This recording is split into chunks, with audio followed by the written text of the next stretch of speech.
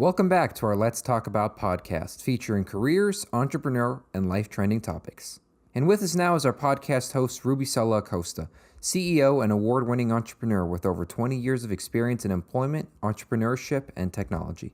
Welcome back. In today's podcast, let's interview someone making a difference in education and in the lives of future generations. We invited a teacher that is both passionate and has dedicated her life to teaching children. She reached out to us because she's relocating to another state and is in need of a teaching job. After hearing her story, her determination, and her desire to succeed, we wanted to return to her a bit of the greatness that she has given many children in their classrooms. Today, we will interview Ms. Jane Britner so that school decision makers listening to our podcast can get to know her and they can interview her. Ms. Jane Britner, thank you so much for joining our podcast today. Well, my goodness, it's my pleasure as I have my puppet sitting beside me cheering me on. You use the puppets as props, I assume, to teach Yeah, children? yeah, absolutely. I use my each puppet represents a different characteristic of what I need to teach. So my Lucy puppet, she's my cheerleader. She's my go-getter. She's my cheer you up. We're gonna like do amazing things today. Here we go, let's do it. And we do a cheer every day. And I play music, and I even put her on my hand. I dance around with my kids, sometimes on chairs, whatever I can do to get their attention, right? And then my chef puppet, he's my secret ingredient to having the most perfect day. And I have a glass jar on my desk that is like, usually I put some flour in the bottom of it with some colored index cards with some secret recipe cards. And basically, it's all the dramatics of it because we have to be more exciting than a video game, right? Because we're competing with kids that sit home all day watching video games. So I feel like I have to step up my game, right? Anyway, so I'll pull out a card. It may say kindness matters. So that's the secret ingredient for today. So when you're out and about doing your amazing things, remember kindness matters. And there are other cards like don't stop staring at me all day, do an amazing thing and let me know about it, those kind of things. So they're not like your typical classroom rule, sit down and like be quiet. They're like fun, engaging conversation ingredients. And very positive, from what I hear. Everything. I believe, and since I was 5 years old, listen, I wanted to be a teacher. Like I get butterflies talking about this and goosebumps all over my body since I was five. And I'm really not very tall, so about the same height, right? I'm 5 feet, 5 years old. I wanted to be a teacher, and I Oh, wanted my name to be Miss Sunshine. I wanted to teach in Florida, and I wanted to teach kindergarten. I was always drawn to the early childhood sector of education. Like I just have that personality. I'm very energetic. I don't sit down. I even after teaching all day, I come home and tutor students in my home privately, and I just believe love your life, the one you have, because we're responsible for that, and then let it shine. And everyone around us, those kiddos, will catch on to that. So I just have always believed that stay on the sunny side of life the best you can. And I have been thrown some curveballs, but I literally will pick myself up and be like, nice try, life, try again. So, well, in my 20 years in the employment sector, I have read thousands, probably thousands of resumes. But I read yours a couple of days ago when you were introduced to me, and you wrote on the first line under summary, you wrote, beautiful moments happen to us when we are educators. That's your first line in your resume. I you, was I was literally I didn't know how to react. I just thought it was the most beautiful thing I have seen in a resume. you're making me cry. I'm such an emotional. I think as teachers we're emotional. If you're not, then you're in the wrong field because our hearts guide us as educators. But I have a basket full of beautiful, fabulous wonders in the 30 years I've taught, which I still can't believe it's been 30 years, um, that have happened to me. And just the ongoing everyday moments that you want to come home and share with your family. Like, oh my gosh, guess what happened again today? And not all of them are happy. Sometimes these beautiful moments can be a sad moment that's happening in a kid's life, and you turn their day around by using the puppets or playing music or just singing them a song, or getting up close to them and say, look, I know you are struggling, I can see it, I feel it, and I'm here to change it for you today. So if anything, for the 7 hours that you're with Jane Britner, you are going to feel loved and wanted and important. Mm. And every kid has to feel that. You have to make that connection with those kids, and that's because those beautiful moments blossom from those moments. So Not many teachers say those words, you know. That's why when one of my colleagues introduced you to me, I was very interested in interviewing you because of the things that you shared with her. And then when I read your resume, to read that a teacher that has so much experience still sees teaching as a beautiful moment is truly incredible. And yeah. you're teaching pre-K to second grade. Is Right. that Yes, I've taught all grades pre-K through second. My favorite, I mean, I have two favorites in that little window of grades. I love second. Like second is like 5-star grade because their personalities are coming to life. You still impact them with, with hopeful that they're still going to love school and remember the little, I call them Jainisms that I say to them. And then pre-K, oh my gosh, I sang all day long. I mean, and I love to sing. My dad was a music teacher and it's just inbred in me. I mean, I would sing discipline all day long. I sang. I remember coming home one time and singing to my kiddo, my own children.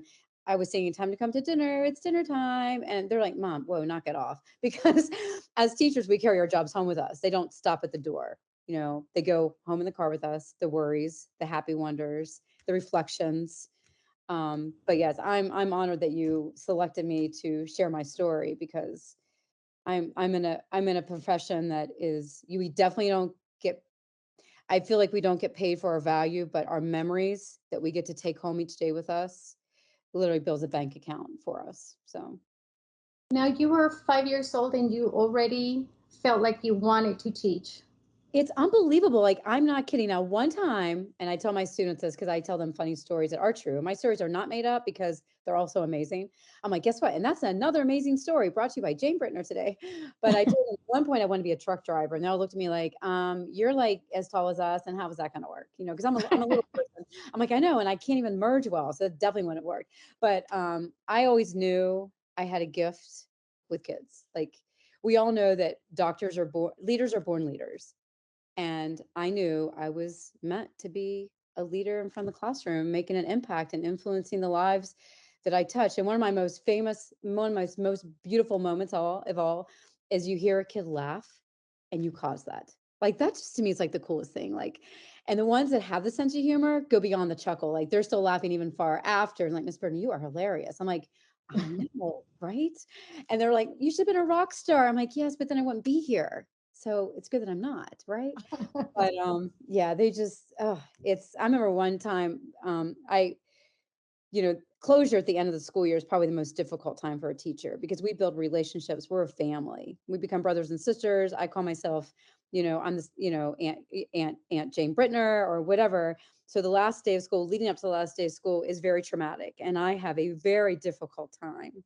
I'm getting emotional saying goodbye to my kids because you just can't turn it off. And one year I had a class that was absolutely electrifying, personalities just like mine, all 20 of them. And it came time to say goodbye. And this one little girl, she was a great dancer. I mean, just phenomenal. And I just would love watching her. I wear size 5 kids and 4 kids, and my kids could wear the same clothes as I am. So I'd always have extra clothes in the closet. If they needed clothes, I would give them my hand-me-downs. And she wouldn't leave me for the bus. She's like, I can't leave you, Miss Burton. I said, what if I give you my shoes? You Oh, take my shoes home. And she went to the cabinet, she took my shoes home with her. And years later, this girl's now in like 10th grade. And she's like, her mom said to me, my daughter still has your shoes in her closet. oh. It's just, that's the Let me, impact. let me share with you a personal story of, and perhaps why, out of all the professions, teacher is the number one profession I respect perhaps the most. I had a teacher, Miss Sigeman, in elementary school, as she was in a wheelchair. I didn't know what she had at that time. I was only a second grade student. I had never been to a McDonald's. I didn't know what it was. Um, she was teaching me English as a second language. So it was always her and myself. It was one-to-one classes. This teacher was so incredible. I remember the way she taught me numbers was playing bingo. Reading was fun activities like Finding Waldo, and she would ask me questions, and I love Finding Waldo and sharing with her description of the clothing, and she would give me scenarios to read the book. Those are memories from second grade with my first incredible teacher. At the end of the year, she remembered I had never visited McDonald's. I didn't know what it was. And at that time, it was more for financial reasons, not because my parents were strict with eating. She, at the end of the year, she had a goal set for me. I met the goal, and she invited me and my two siblings to eat at McDonald's. And not only did she introduce me to this amazing place, as a second grader, as a child, to me it was like a five-star restaurant.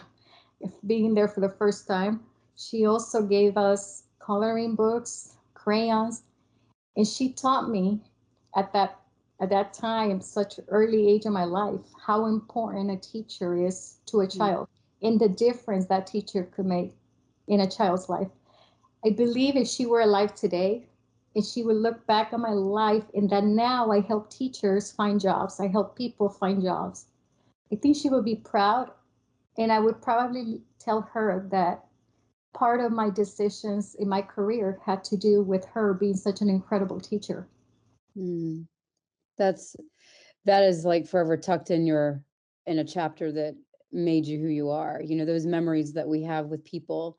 And she took the time out selflessly. Teacher, you know, she demonstrated that selfless act that we do every day that goes uncounted for and gave you an experience that you're sharing years later and it Yes. shaped your career path. Yes, and I think as adult, when we grow up as adults, we see, we drop off the kids at school and we see they're going to school, but many times we don't take the moment to realize how difficult the day in the life of a teacher is, the challenges. For example, the last couple of years, my understanding is you did get this horrible virus. Mm. And I am sure you probably face all the challenges that all other educators faced in the classroom. But from my understanding, while you were sick, you did something that many people do not do. What was that? Well, listen, you're talking to one of those determined. If I have my mind set on something, I don't stop. Like I'm so like focused, and I'm not usually a focus because I'm a little bit on the hyper side. So I they told me I had to leave school because I had COVID, and I was crying for because I hate to be away from my students. It's one thing to take a day off and go like hang out, but when you're forced to miss work, and the door slammed behind me, and just that feel of being pulled from my kids and I came home and I'm a tea drinker, so I got my hot mug of tea, my favorite cozy clothes on, crawled into bed, and I thought, you know what, I want to use my time as most well spent. I can't waste time, so I became certified in the state of Florida. Like lucky for me, Maryland and Florida, their requirements match up, and Florida is my most beautiful place. I just need, I'm a Florida girl and I'm stuck on a ski resort. So I'm like, I need to get to Florida. So I was determined and I had, now this is what it is. I had tissue stuffed up my nose. I had so many cough drops chunked in my mouth, hot tea. I was laying horizontally, tapping out the keys to fill out this application because I was determined I was going to use my time wisely. I was given a day to go home and rest. And I was resting, but I was also working simultaneously. And I remember 2 o'clock in the morning, because I don't sleep the little thing wakes me up. I heard my phone go off and it was the Florida State Department stating that my certification was good to go. And I started crying in the middle of the night. Like I was just, that's awesome. Like, thank you. I mean, I made lemonade out of lemons, basically. I was just, if you want something bad enough, I truly am a person that has happened to. If you want something bad enough, you got to go for your goal. This will take us to the next part of the interview. The reason why we're interviewing you, you're moving from Maryland to Florida, and now it's time to leave your classrooms in Maryland and look for new classrooms in Florida. And you reached out to us to assist you in getting a job. Why Florida? Oh my gosh, it's well, first of all, it's closer to the equator, and like I said, I'm better with sunbeams and snowballs, and I've always been a beach girl, but there's multiple places I'm looking because America is so beautiful. I'm not isolating myself to that. I also love Virginia, Loudoun County. I love how progressive they are, and I mean, they're all, I feel like that would be a good fit for me. Plus I have options to move different places. My children are raised. I have freedom to go. Really, there's no bar set. I'm not afraid. My daughter's like, aren't you afraid, Mom, to move to a place you've never been, to start over and places and no support staff? I'm thinking, oh gosh, Kristen, I didn't even think about that. But no, I'm not. Like, I'm so excited about it. Like, I am just overwhelmed with the ability to share my happiness and wonders and experiences with another set of kiddos in another state, because kids are kids. I just So need more. schools in Virginia and Florida are the ones that you're more interested in applying for Correct. jobs, right?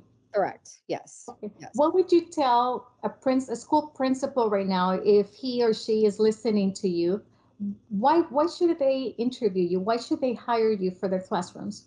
Well, I'm a show me girl. So I feel like if you could see me teach in action, and literally I just need a topic, a one word, and I can make a lesson out of it, you're going to wonder where I've been hiding. I have an exuberant amount of energy, and the connection I have with kids is magnetic. Like, I just have that personality, and I am sometimes I sit back and wonder how I was blessed with such an incredible onset to have these connections with kids. But honestly, you just basically you have to think, what would I want my kid to experience if my kid were in that classroom? And like I said, I'm a show me girl. So wouldn't be at all shy of coming down and doing a mini lesson. I feel like that's kind of where we are with education anyway. Show me what you can do versus write about it. Now show me. It's all about the product. But yeah, I would any school system that would invite Jane Britner into their school would be the environment changes. I I mean, believe you would be a great asset to any school based on what I have heard, based on the recommendations I have read, based on your resume. Uh, in my opinion, any school principal in Virginia or Florida, I would highly recommend that you interview her and you take her into your classrooms and let her teach more generations through your school systems. I believe you will not regret your decision. She has over 30 years experience on pre-K to second grade. She has her Maryland teaching certificate and just got also certified for the state of Florida. So she's ready to go. You don't have to wait for her to get certified. She can start teaching right away. She has excellent recommendations. She has shared them with us as well. And in addition to that, she still has that passion, that drive that teachers need to teach such a difficult age group, which is the K to second grade. So, school principals, if you are listening and you are hiring for this grade level, please contact us. Jane, is there anything else you would like to add so that principals out there can make a decision and move ahead and provide you with an interview?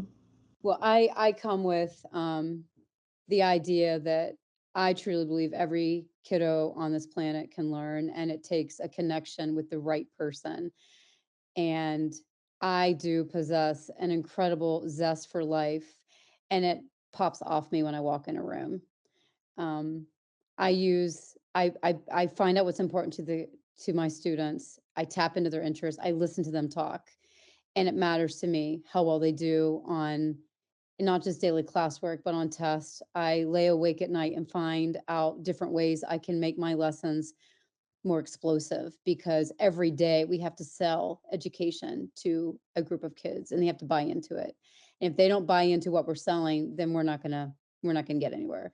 So my presentation is speaks for itself. I'm excited that you offered this interview to me. It makes me very happy that you also appreciate the profession. Thank you for the interview. On behalf of all the parents, I thank you for teaching our children and for taking the time for the interview. Our goal with the podcast is, of course, to inform and connect. And today we want to connect this amazing teacher with her next job. Let's help her find her next classroom and keep teaching our children. Thank you so much, Ms. Britner. Absolutely. Thank you. Have a great day.